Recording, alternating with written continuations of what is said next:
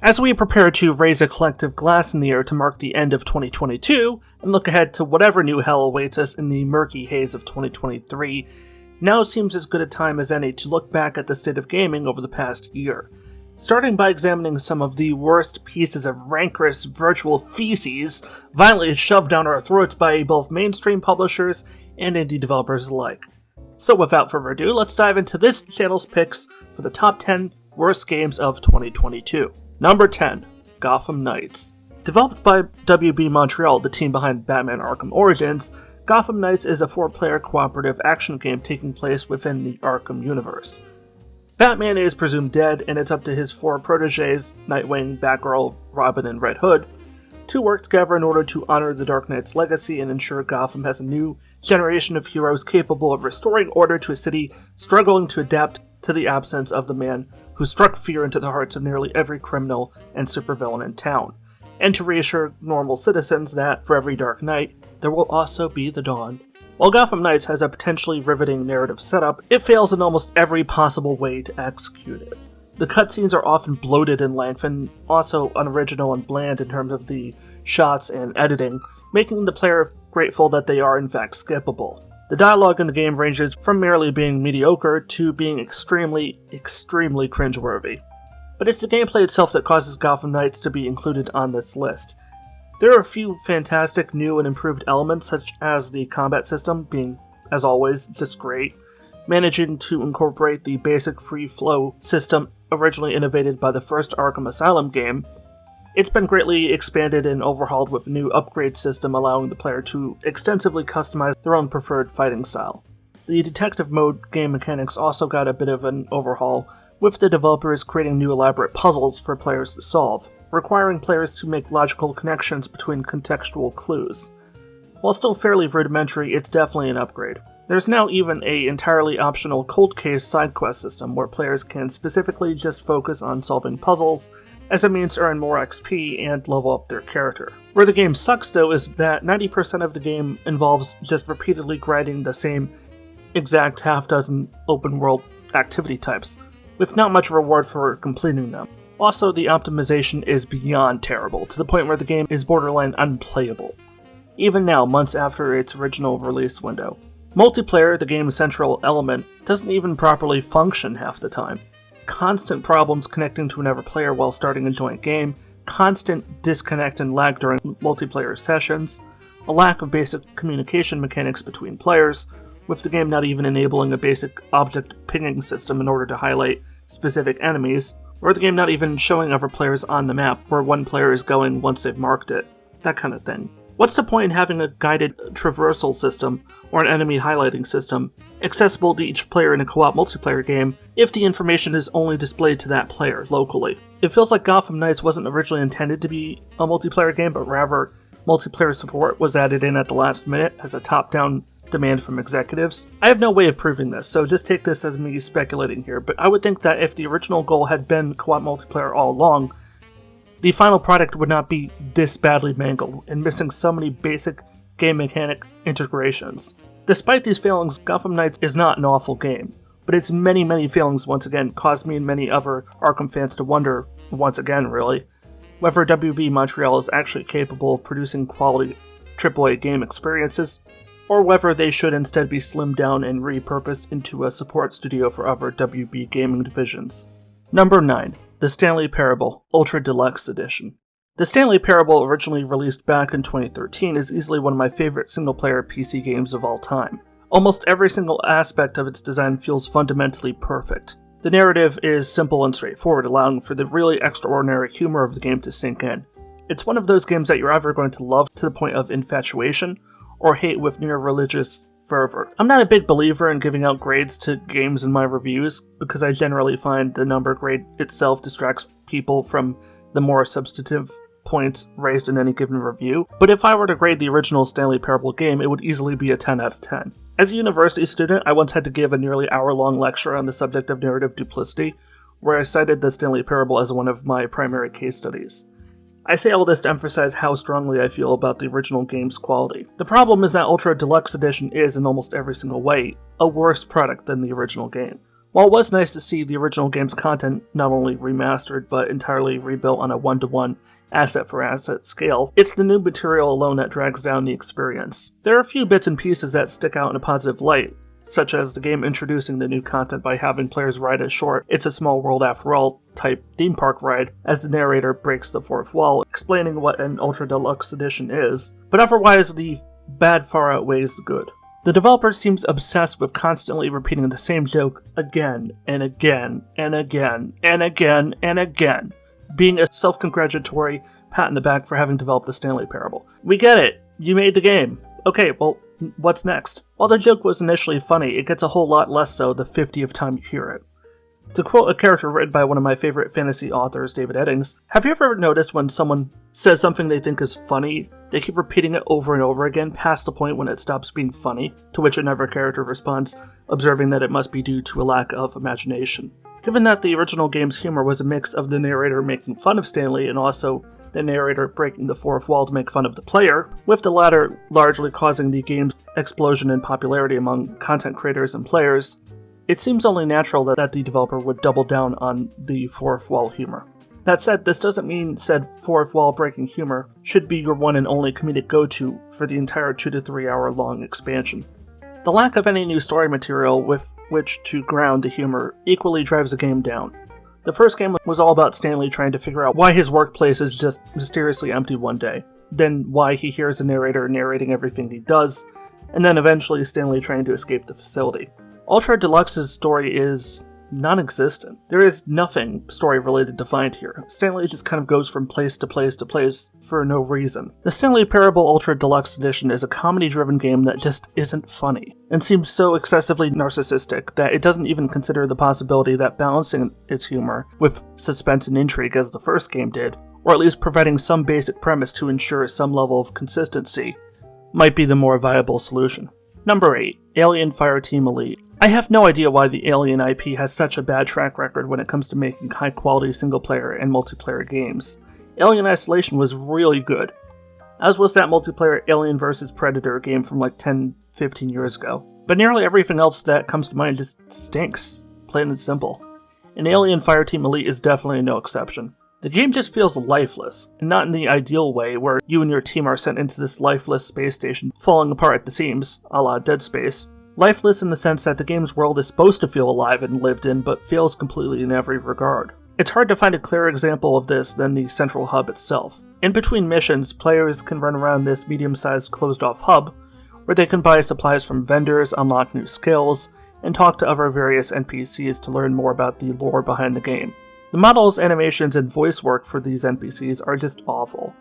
It often looks and feels as if I'm playing a game from 2009, not 2022. To say that this game's animations and models are even comparable with Left 4 Dead, which also released in 2009, would probably be an insult to Left 4 Dead. The developers here also bragged quite extensively prior to launch about the extensive character creation opportunities available to players in Firestorm Elite. Normally I'd say that I can't even begin to describe how bad this is, as well as how mixed the gameplay throughout the campaign levels themselves are, but actually I can't. Time for us to hit 88 miles an hour and go back in time, the latter being something that definitely didn't happen when my friend and I got pulled over by state troopers for going 88 instead of 65 on an otherwise empty highway, but nevertheless, say hello to me from the past. Speaking of immersion-related things, let's talk about character customization, because surprisingly that's actually a thing here, albeit mostly in name only. I'm not going to beat around the bush here. The character customization interface is somehow one of the worst I've ever seen in recent years from any AAA or AA produced game, and that includes New World, which certainly had very little to brag about. But at least one saving grace I can and will attribute towards New World was that at least their character customization interface made it very easy for you to make the ugliest and stupidest looking character possible, with the only exception being that they still had to look somewhat like human beings, albeit poorly rendered ones. Here, the lack of a proper color wheel for hair and skin, the lack of variety in voice options, the complete inability to add custom tattoos, scars, or other distinctive markings to your character, the inability to make specific adjustments to your character's physical traits like ear type, nose type, hair, height and weight adjustments, etc., all is to the game's detriment. While one could argue theoretically that maybe some of this is due to the developers wanting to ensure players wouldn't create a character that looks more horrifying than the xenomorphs they're trying to fight, I would argue at the end of the day, who gives a shit? That said, since we're still on the subject of immersion, I think this is an excellent opportunity to transition to discussing what the developers have seemingly been most eager to show off as a reason for buying the game. That being the design of the maps featured in the game's 4 current campaigns. There's 2 critical components at the core behind the design of any great level or map, and those are how it looks, aka its visual aesthetic and appeal, and how it plays in regards to the actual gameplay. Having both components remain consistently strongly in sync with one another throughout the entire game is oftentimes what distinguishes a great game from merely a good one. After spending time with Fireteam Elite, I'm happy to report that as far as the former goes, and all things having to do with the visual aesthetic and atmosphere, the developers did a wonderful job in carefully replicating and expanding upon the kinds of locations one would expect to see in an Alien experience, whether it be a film or a game or whatever. You have your typical enormous and very clunky ship, prone to making unexpected loud noises that tend to act as fake jump scares, lots of vents for the Xenos to hide in, outdated retro 70s style sci-fi computer tech, etc. You also have the Xenomorph's own layers, which tend to have a sleeker but yet archaic look that strikes a fine line between feeling old and yet futuristic at the same time. In terms of matching the kinds of locations and concept art from the films and other Alien lore, the developers have done a very fine job indeed of recreating that tone within a video game context. In some areas, I would say they even exceeded Alien Isolation in this department. And I'll be honest, I didn't think any game in the near future would ever exceed Alien Isolation in any regard in terms of being loyal to the Alien IP. Where they dropped the ball, however, was in the actual design of the levels themselves and almost all matters related to the gameplay itself. All of the levels appeared to follow the same stop-go mentality, where you proceed a little way in through mostly empty corridors, where you're generally unlikely to run into more than an insignificant handful of individual enemies, before eventually you're told you and your team need to hold your ground at a specific location. You can usually tell which locations these are, as they almost always seem to include ammo resupply crates along with health packs and other useful supplies. In doing so, Fireteam Elite appears to follow the age-old gaming tradition of signaling to the player it's time to get their shit together by granting them easy access to a bunch of useful items just before all hell breaks loose. It's obvious and predictable, but that in of itself I don't really mind. What I do mind is there is ultimately nothing in the way of anything bearing even a passing resemblance to actual exploration or survival gameplay, which is quite to the game's detriment as this is an Alien-inspired game. While I'm willing to concede to the idea of a heavily armed squad sent in to deal with the Xenomorphs, rather than a small team of mostly unarmed and incredibly unprepared people, as was the case in the original Alien film, I find it deeply upsetting that for a franchise that is regarded with such fondness for its horror elements, mainly that surrounding the Xenomorphs, but also by extension the unsettling desolation of space, far more than any of the other more superficial sci-fi traits. The developers made the confounding choice to take the fear, the looming dread, the oozing suspense out of the game, in favor of mind-numbing, click on the heads and instantly die Gears of War style gameplay. What is the point of visually replicating the tone and atmosphere of the films and associated lore if all along you knew the gameplay was going to fly in the face of it all? Alien Fireteam Elite is definitely not a good game. It is an absolute waste of time, but that doesn't mean it's as bad as some of the other games on the list. If you were to buy Alien Fireteam Elite for $5 or $6 on the Steam store during a crazy sale, then I might be able to forgive you, but if you decide to buy this game at retail price, well then may God have mercy on your soul. Number 7. Sniper Elite 5. I wouldn't say I've necessarily been a diehard fan of the Sniper Elite series. I've always found it to be something of a hit or miss franchise. And Sniper Elite 5 definitely is one of those cases where the game misses more than it hits. Not unlike me and my character trying to aim an SMG secondary at close range, Sniper Elite 5 does everything worse than its predecessors.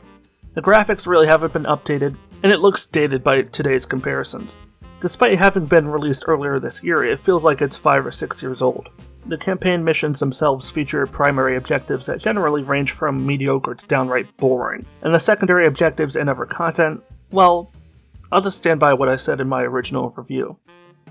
There are always side objectives, usually only 2 to 3 on average, with some levels offering more, which will grant the player secondary sources of XP and opportunities to unlock items like weapon attachments and collectibles. The variety of objectives, though, is fairly limited. While there are a few exceptions, most of the time you'll be alternating between assassinating high-value targets, blowing up enemy equipment, and stealing enemy intel. While having a limited number of objective types isn't necessarily a bad thing, it often can be when you take into account the fact that accomplishing them will often require you performing the same exact action each time, such as strapping an explosive device to the anti-air gun, walk to a marked desk to get intel, etc. Graphically, Sniper Elite 5 is a solid enough game, although in many areas it does appear to be quite a bit dated. It looks largely like the kind of game one would have gotten during the early onset of Unreal Engine 4, around 2015 or 2016. While there are some small rendering improvements in terms of cinematic presentation and dynamic map lighting, it's nothing spectacular. The developers didn't bother to take any chances in terms of pushing the engine to its limits in any particular regard. When you look at a game like Just Cause 4, which had tornadoes, thunderstorms, and other dynamic weather, in addition to having a fairly detailed and condensed world, it's really surprising that Sniper Elite 5 didn't try to have any weather systems or more complex environments of its own. And before anyone says anything, both Just Cause and Sniper Elite tend to sit on the fence between being considered AA and AAA game franchises. Neither franchise is an insanely high earner, and neither costs all that much to produce. And yet, where Just Cause innovates, Sniper Elite tends to iterate. All I want is incredibly complicated maps that incentivize stealth, offer players a lot of choice in terms of how to achieve the necessary and optional objectives, makes navigation fairly easy, and ensures that sniping requires at least some modicum of skill rather than just pointing and clicking with little to no effort. And a basic no-nonsense minimalistic story that connects the dots narratively without getting in the player's way. You know what game does all of this insanely well? Hitman. These maps feel like someone on the development team trying and failing to recreate the basic mechanics of a Hitman level without the remotest understanding of the mechanical depth of the AI and other corresponding systems that make those levels function as they do in the first place. You might think this is a baseless tangent, but believe me, there are some specific examples I can point to from my time playing. For instance, there is an absolutely insane number of downright basic level design mistakes. Like how you could find yourself bumping inexplicably into invisible walls where there should be no invisible walls because a rock the size of your big toe is sitting in your character's path. Or how the game seems to often advise you to vault over small walls that litter almost every single map, when you can instead just run 2 feet to the left or right and bypass it altogether in roughly the same span of time it would take you to complete the vaulting animation. Likewise, the game suffers from a number of other gameplay issues. The worst of these was regarding the sniping itself. There are many instances where, due to bad hitboxing or invisible walls, your bullet would not hit an enemy even if you were zoomed in on their skull, with the red marker indicating your aim was true, if they happen to be hiding behind a bush or other vegetation. Leaning around corners while scoped in would sometimes produce similar results. It's not just the enemy positioning or other external factors that trips the player up more times than not, but oftentimes just frankly bad or broken stealth mechanics. The cover system, which normally would allow a player to take cover from enemy fire behind static objects, has a tendency to not work as intended. Despite the player tapping the crouch button behind appropriate cover, sometimes the entering cover animation will not initiate, resulting in the player character still standing or crouching out of cover. If you happen to be under attack at that moment, the issue will result in you taking additional damage and potentially dying. It's never really made clear to the player at what point an enemy NPC or group of enemy NPCs will detect them. There's a wide range of inconsistency in this area, and I've had lots of experiences where I was pretty much strolling right past a group of enemy lookouts in plain daylight within 50 yards of their location, and they didn't even seem to register my presence. But I've also had other moments where an enemy based off little more than a single second of visibility on my part, where I'm well out of their usual range. They'll still immediately raise the alarm and summon every single hostile NPC within an entire kilometer. I'm not asking for stealth to be easy, nor am I saying it needs to be harder, but the current system needs to be overhauled to make it a lot more consistent across the board, so players can clearly understand preemptively how close is too close and what risks should and should not be taken. There are literally Call of Duty-esque kill and push past enemies as they try to stop you escaping the zone sections, where you're basically just running and gunning with the occasional hold your ground moment. Any allied sniper trying this on the battlefield would either have been shot on sight, or apprehended, tortured extensively, and then shot. Setting aside the lack of realism again, which isn't really my core issue here, none of this does anything to test the player's actual skill. What we need is a return to the more traditional Sniper Elite mechanics, where enemies could be lured into traps, and the player would generally try to maximize kills without being discovered by enemy forces. There's nothing about this game that even stands equal to the quality of the previous games in the series, let alone surpass them. Even the terrible Zombie Army Trilogy spin-off games are better than this, because at least there you know that they're silly, small-scale horde shooter games made on a budget, and they never pretend to be anything more than that. But when it comes to the main Sniper Elite series, it doesn't strike me as unreasonable to expect more than the absolute bare minimum. But if you do have that attitude here, prepare for immense disappointment. Number 6. Diablo Immortal. Right, so we all knew this one was going to make it somewhere to the top 10. The game's supposedly so mind-blowingly awesome that Blizzard tried to sell players on the idea that not only should you not need a PC in order to play it and have an optimal experience, you should be belittled for even coming up with such an outlandish idea. Is there any plans to make this playable on PC, or is this strictly mobile forever? Are there any? The current plan is to be on mobile, both Android and iOS. We don't have any plans at the moment to do PC. Do you guys not have phones? Yeah, you guys all have phones, right?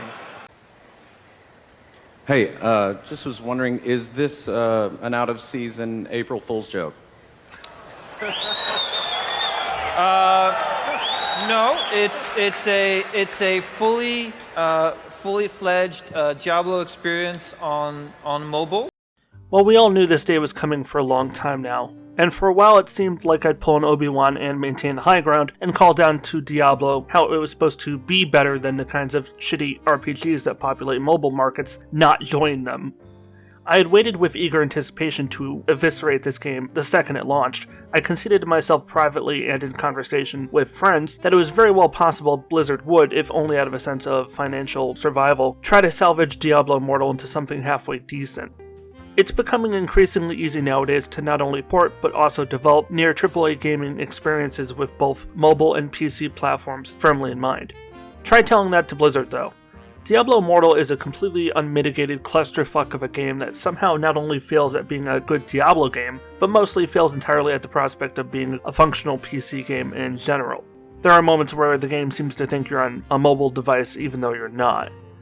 I had several incredibly frustrating moments where the game would insist that I press a certain button with my finger and would not accept my computer mouse as an alternative, forcing me to usually restart the game in order to avoid the issue. Either that or I just keep on spamming the mouse button or keyboard key that would normally correspond to that input request until the game actually did its fucking job and recognized that I'm doing what it wants me to do the way it should have asked me to do it.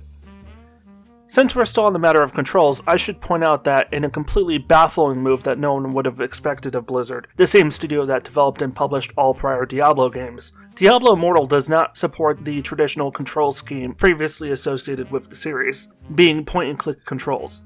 In previous Diablo games, if you wanted your character to go somewhere, attack something, or interact with anything really, you had to click on that object or point on the ground, and your character would go to that point. Alternatively, you could just hold down the left mouse button and indicate via mouse rotation which direction you want your character to walk towards. Here in Diablo Immortal, you instead have to rely on the WASD keys. Now, I should clarify, there's nothing inherently wrong with the WASD control scheme per se, but whenever you create a new game in a long-standing existing series, and said new game has a completely different control layout than all the other previous games, you're going to create a lot of inherently unnecessary confusion and hostility among the player base. When you're in the more traditional landscapes and dungeons, the game runs fairly smoothly with little to no issue whatsoever. But as soon as you enter a town or other similar settlement, expect your frames per second to drop well below 30 FPS, while the game struggles to load in the various assets and players that populate it.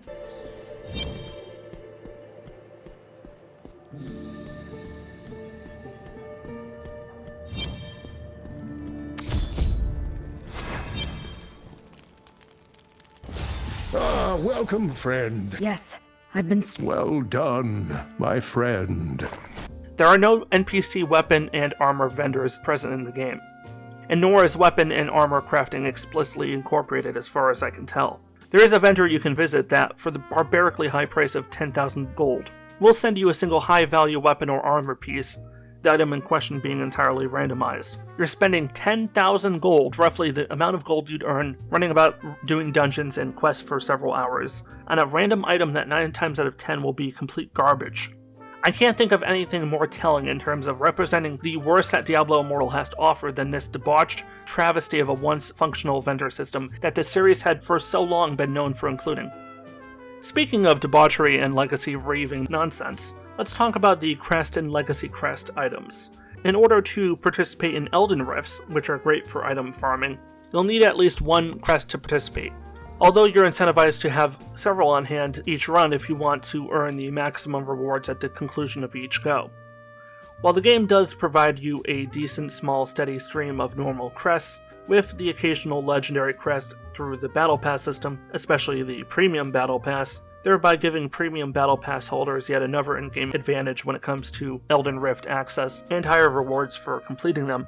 If you want to truly grind the rifts again and again and again, you'll need to constantly buy additional crests in individual amounts via premium currency that, you guessed it, you'll need to cough up money for. The ultimate RPG grind game, explicitly by design, prevents you from properly grinding it. The irony does not escape me. Diablo Immortal is just a mess of a game, plain and simple. It can't even get basic shit right, like going to a merchant where you can drag and drop your weapons to sell, identify, or repair them. Now instead of going to said merchant, you have to run back and forth to like 3 or 4 different vendors, doing one of each of those things, causing you to waste a bunch of time needlessly. Instead of drag and drop support, now you have to manually select each weapon, open up a dedicated submenu, select the appropriate action, confirm, and then it goes through. What normally takes less than a second now takes at least 10 or 15 seconds or up to a minute if you have to run back and forth between people. I touch on this and quite a few other points in my original review, which again I'll show a bit from here.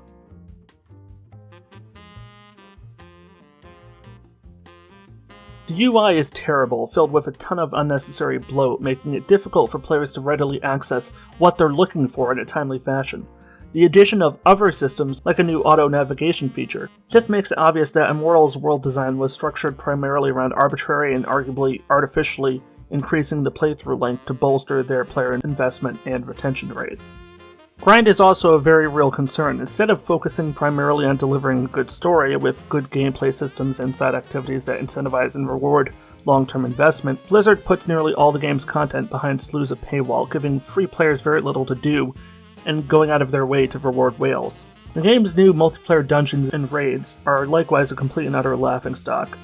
I was talking with a friend about this recently. I played a decent number of both, whenever I can find a group looking for players to join them. Normally when you imagine a raid, you mentally picture something akin to a really elaborate dungeon, albeit one that is many times larger and features complex puzzles that usually require teamwork and skill to complete, as well as challenging enemy encounters, hidden loot, and ultimately a challenging boss with multiple phases, each one specifically designed to push even a good team to its limits.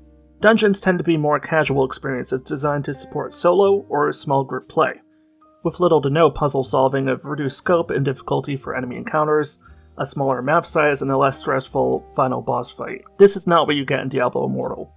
While technically its dungeons and raids adhere to some of these basic tenets, the focus still remains on ensuring these experiences are dumbed down and drastically reduced in length in order to ensure they remain viable gaming experiences for mobile devices. Dungeons almost all take less than 2 to 3 minutes to complete.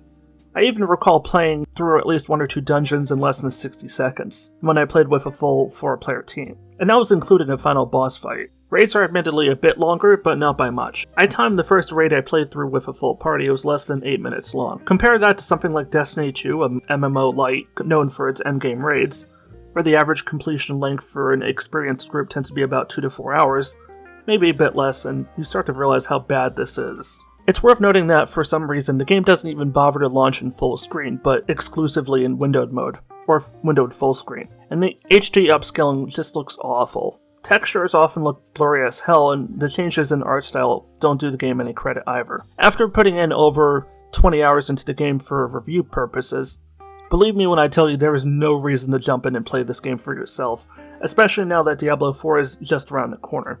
Don't even hit install, just run away and wait for Diablo 4. Hopefully that'll be better, but it's Blizzard, so I don't have a lot of hope. Number 5, Monstrum 2.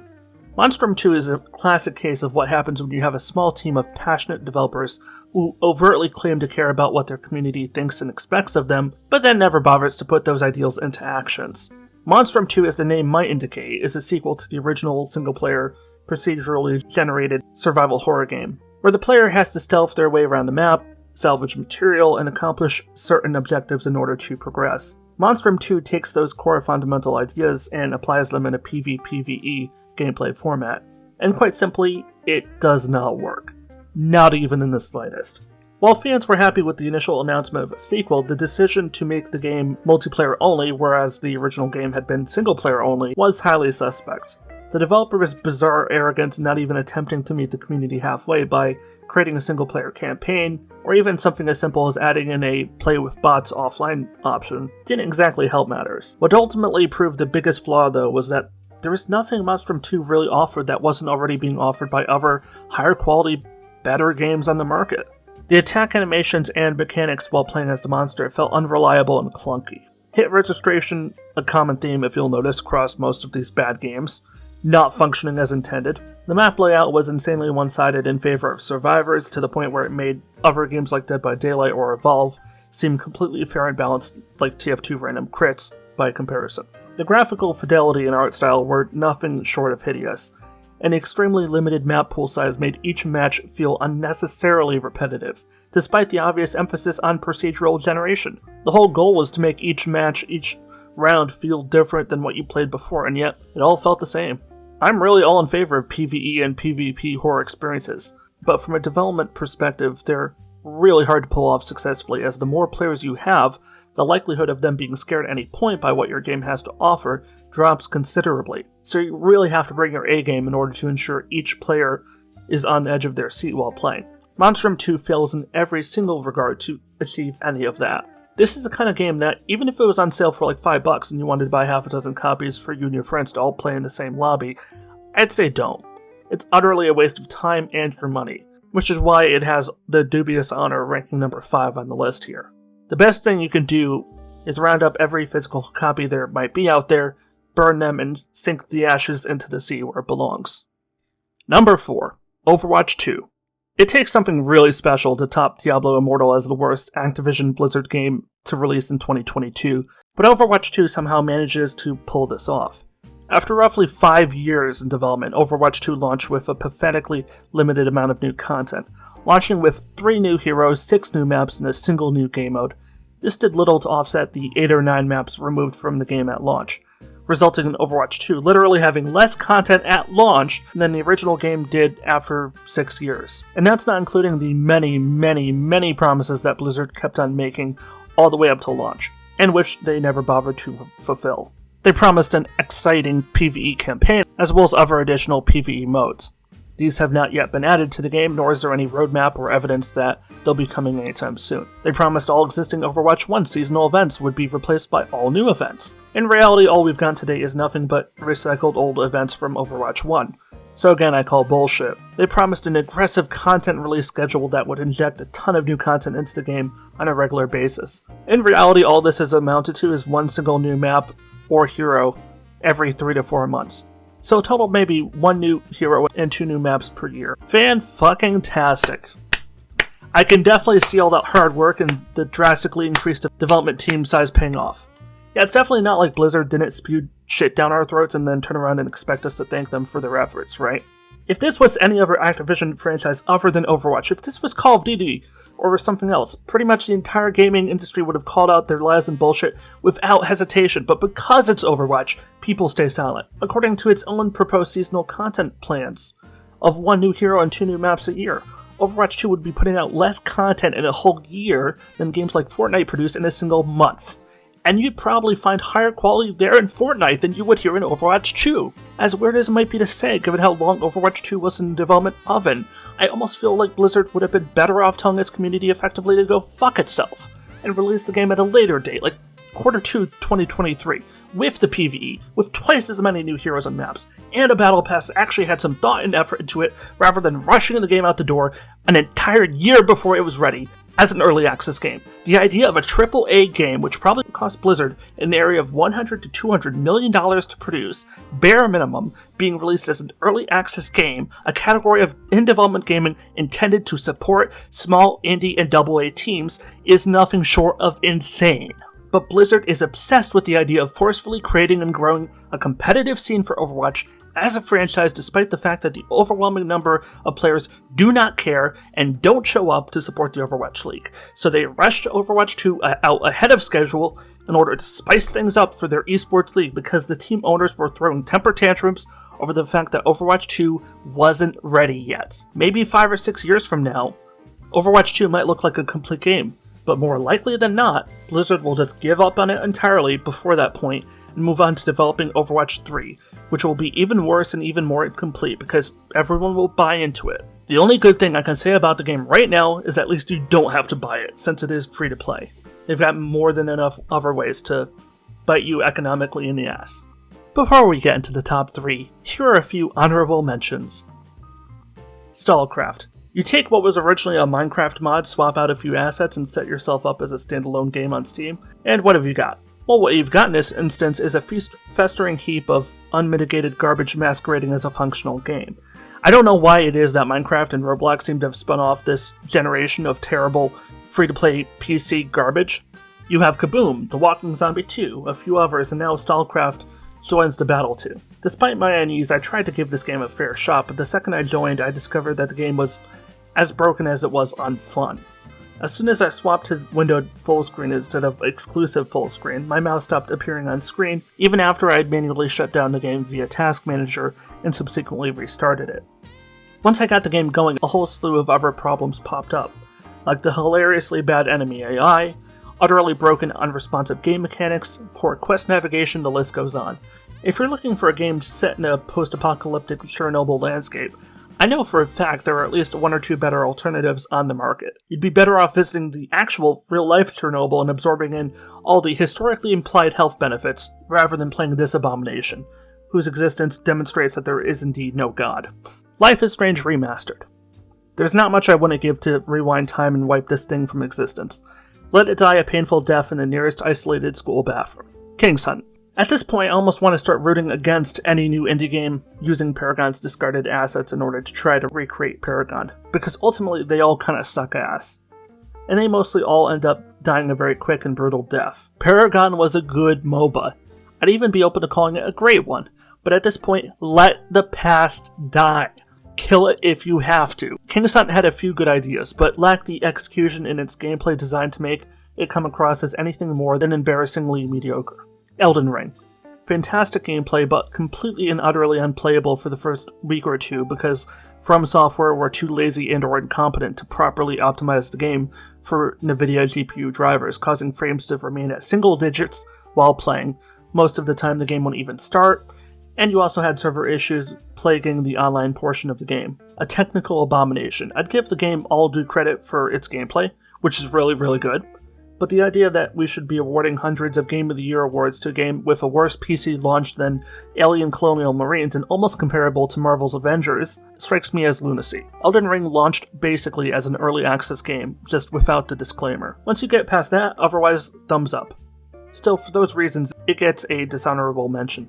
Moving on to the final 3. The holy trinity of manifest idiocy, indicative of the worst that the gaming industry can produce in any given year. Number 3. Tom Clancy's Rainbow Six Extraction. I feel like Extraction here was somewhat doomed from the onset. It faced multiple extensive delays, originally aimed to release in like 2019 or 20, but then pushed to 2021 and then 2022. Supposedly because of the unnamed virus of unspecified origin. I feel like whenever a AAA studio just runs out of ideas for one of their major franchises, their fallback solution always seems to be just make a zombie game. And on one hand, it's hard to argue with that logic, to some degree. Zombie games are fairly simple in design and cheap to make. You don't have to innovate a lot, because as long as you provide enough variety in terms of the zombie types, you have enough interesting maps for the player to play on, you're good to go. If you can throw in a halfway decent story campaign tying everything together, then that's just icing on the cake.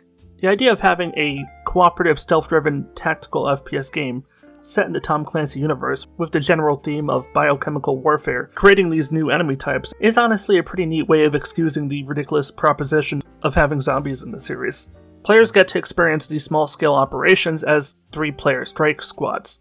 Get in, achieve the objective, then prepare for extraction, hence the name. The campaign story is extremely bare bones and honestly boring. I felt for a while now that Ubisoft needs to do a better job of bringing in experienced screenwriters capable of telling compelling stories set in the modern or near future setting that most Tom Clancy games prefer to take place in. But Extraction definitely is not going to be the game that's going to raise the bar for future entries.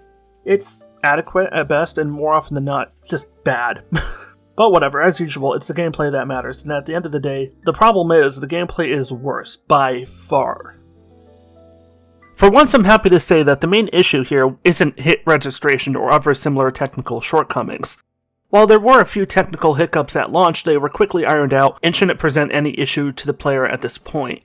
No, the issue is that the maps here are just awful. For one, everything feels really small and not in a good way, like Rainbow Six Siege, where contextually it all made sense, as there you'd either be attacking or defending a residential home, or other similar locations that would logically be pretty small in scale. When I'm saying small here, I mean in a way that doesn't make sense. We're talking about police stations, military complexes, and even historical sites like Ellis Island. We're talking locations that should be all fairly massive, multi-floor buildings with surrounding outdoor exteriors. Plenty of room within which to place multiple objectives and for the player to navigate rooms in between. Half of the fun in any tactical shooter game is locating the objective, before then raising the stakes by engaging with said objective. The whole idea is that you're peeking around every corner, taking down individual enemies and surveillance technology as you go, so the opposing side doesn't get alerted and send people to obliterate you and your team. Silence is your friend. You're supposed to feel like you're actually on an infill-exfil mission. You're engaging in that fantasy, and the map layout is a big part of that. And yet, 9 times out of 10, I and my team can usually locate the objective in the first 30 to 60 seconds of the match. Either because the game inexplicably auto-marks the spot for us, or because more often than not, just go to the biggest open space at the center of the map, and you'll usually find the objective there. You might occasionally have to seek out a smaller side room every now and then, but the game's obsession with set-piece spectacle makes the somewhat procedurally generated gameplay flow feel a lot more linear than it's actually supposed to. There's a roguelite system at play here, which is kind of interesting. If your operator, the playable character, is eliminated in a match, they'll be redesignated as MIA, missing in action, and rescuing them from where they're being held will appear as an optional side objective that you can replay on that map in the future. If your operator is injured at the end of a match, they may be incapacitated, and only by playing as other operators and successfully completing missions will your injured operators heal at a slow rate. There are a few other game modes that are kind of interesting, like Specimen, where you have to lure an elite enemy type to the spot you spawn in from, so it can be knocked out and extracted. But most of the game modes are just derivative clones of the other game modes, except with 1 or 2 minor key differences. Like, oh, there's one game mode where you can carry a fallen teammate to the extraction point. Or here's another where, guess what? You're carrying an NPC to the extraction point. Or another one where you have to stand on a few control points in sequential order. Or it's Twin, where you have to defend multiple control points from enemy waves. Or remember Specimen, the mode I mentioned a minute ago where you have to lure an elite enemy to a certain spot? There's another one where instead of luring an elite enemy, you have to kill 3 of them by aiming over them and clicking left mouse. There's just a total lack of innovation here in terms of the game mode design. There are a ton of ways you can create gameplay modifiers and spin-off versions of existing game modes while still keeping things fresh and interesting. The limited number and severely disappointing quality of nearly all these game modes and maps make Rainbow Six Extraction a complete chore to play. Worse, the excessive amount of grind necessary to progress through the game and unlock all the playable maps is far too unreasonable. You unlock new campaign levels, weapons, passive character abilities and upgrades, and more by leveling up the free in-game Battle Pass. I've successfully completed over half a dozen missions in a row, and I still haven't met the XP requirements necessary to level up the Battle Pass once. And I'm only 10 or so levels into the Battle Pass, so I'm positive it's not going to get any easier from here on out. I'm always down for a bit of grind, but this makes generic MMO lights like New World look generous by comparison. I could hop into Fortnite or Overwatch 2 and level up their respective battle passes probably 5 or 6 times over in the same span of time leveling up once here in Extraction would take. The enemies will just run at you and flail their arms at you wildly, or they'll charge at you and explode Allah Akbar style. There's no actual thought behind their design. There's one single enemy type that'll hang back and fire projectiles at you. That's it. Melee, suicide bomb, or pew pew from mid-range. 3 default enemies with 1 or 2 elite enemy types gated behind specific game modes. That's all the enemy variety you'll get here in Extraction. Everything here just feels insanely rushed. Even when you compare it to PvE modes in other games like Overwatch 1's archive missions, there you find what, a dozen odd enemy types? Left 4 Dead 2 even had 9 or 10. Rainbow Six Extraction is hollow and lifeless, and just screams lack of effort on Ubisoft's part. Hopefully Ubisoft will take this as a learning opportunity in how they can approach future Tom Clancy FPS games, because there is definitely a market for tactical co-op shooters. You just can't afford to cut corners on every little thing. Number 2. The Anacrusis. Ah yes, yet another made by one or more of the hundreds of developers behind Left 4 Dead co-op FPS zombie game. It's not like we've heard this one before recently. In this case, I believe the Anacrusis is spearheaded by a few of the more prominent faces behind Left 4 Dead, so there's at least some credibility to that claim. However, merely having past experience doesn't necessarily mean your new game is going to be similarly good. And the Anacrusis is the living truth of that sentiment. It is bad. Worse, it's horrible. Abysmal. Just a short way away from being unredeemable.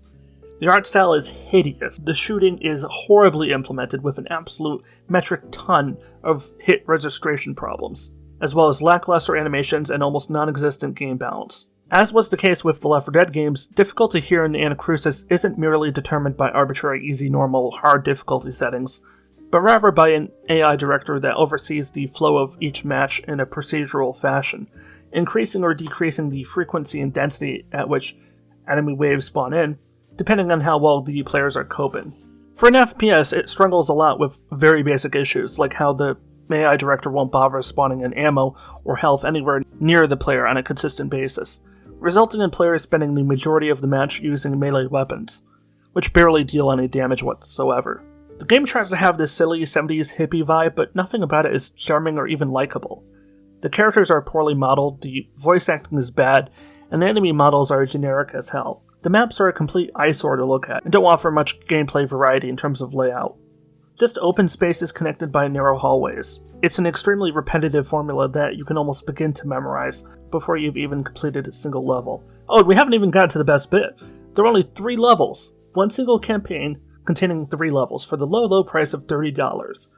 That's right, for $30 you get a grand total of 50 to 60 minutes worth of gameplay. And of course, the developer's preemptive counter-argument to this has been, well, you can always replay it, of course. Well, no shit, Sherlock. You can literally replay anything, just like you can reread a book or rewatch a film. That doesn't mean the book or film itself gets any longer the more you read it, nor does it increase the time necessary to, complete it. There were also a ton of weird bugs and glitches when I played it. Like, sometimes the game would just arbitrarily decide we couldn't progress further, despite having fulfilled the objective, because it had just bugged out for whatever reason. I seem to remember 1 or 2 occasions where it basically wanted us to kill all enemies, but I think 1 or 2 of the final enemies must have gotten stuck somewhere because the AI pathfinding was broken, so we were basically forced to quit and restart the match.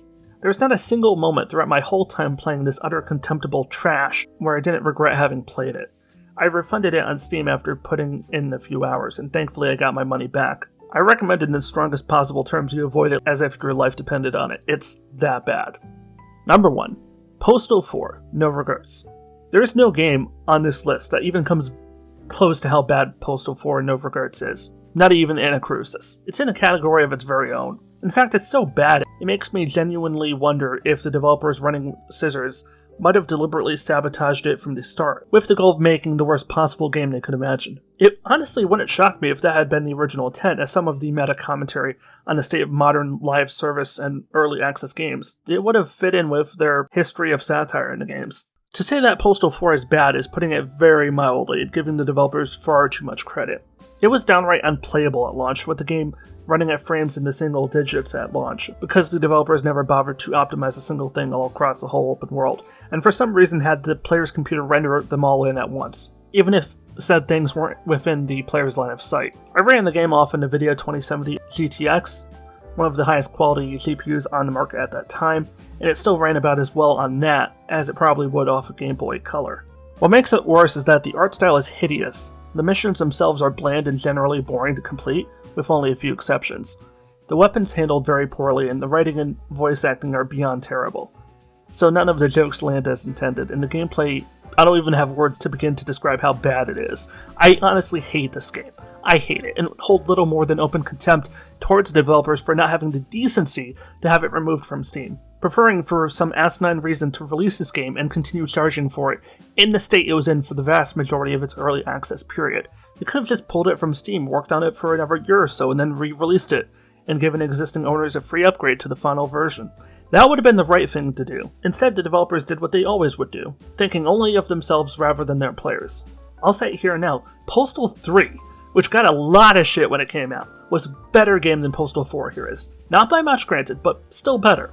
If I were the developers, I would have many, many, many regrets about publicly attaching my name to this popcorn fart of a game. And that's it. That's the top 10 worst games of 2022.